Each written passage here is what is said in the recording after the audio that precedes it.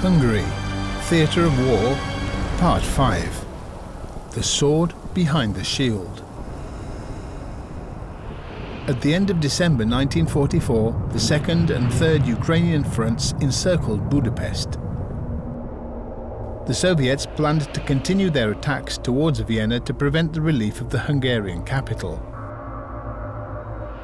Meanwhile, the Germans worked out their plans to exploit the shallow encirclement in order to break through the Buda siege lines to provide the defenders with supplies for continuing the fight. Operation Paula, planned across flat terrain from the Balaton and mainly with armour, required a longer route and more fuel than Operation Conrad through the hills. So the German command decided on the latter. The goal was to reach Budapest and destroy the Soviet forces standing west of the capital.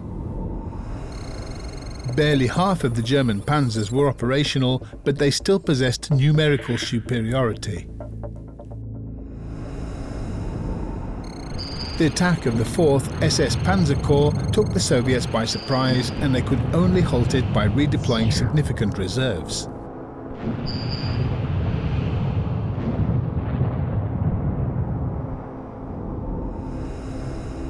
Meanwhile, they tried to attack the Germans in the rear, across Upper Hungary, but the groups defending the region, including the Hungarian Szent László Division, thwarted the attempt. The Soviets' main tool against the German armour was not the tank, but the anti-tank gun.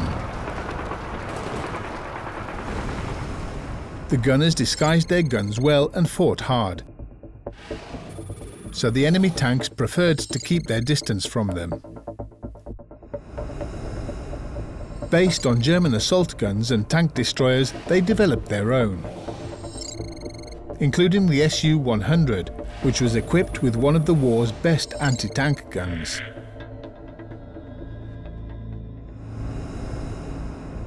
The Germans planned a diversionary attack towards Beachcake for the 7th of January, so that the groups there could combine and break through the siege lines.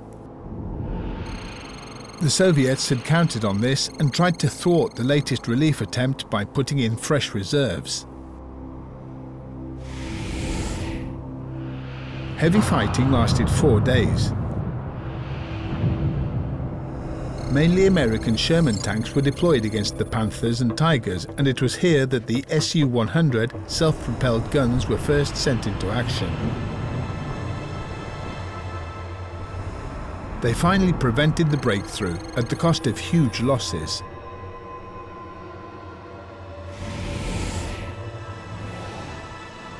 The attack continued 2 days later with the launch of Operation Conrad II through the Pilis Hills, but the danger of encirclement halted the advance, and the forces were formed up northeast of Balaton. Operation Conrad III was launched from there, and in a day it had cut the surprised Soviet defenders in two. The 3rd Ukrainian front was not able to hold back the attacks on its own, and so Transdanubia was about to be abandoned.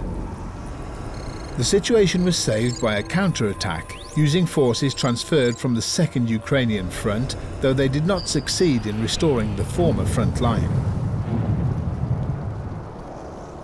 At the time of the Conrad operations, the country was just a subsidiary theatre for the Soviets, where they could tie up half of the German armoured forces on the Eastern Front.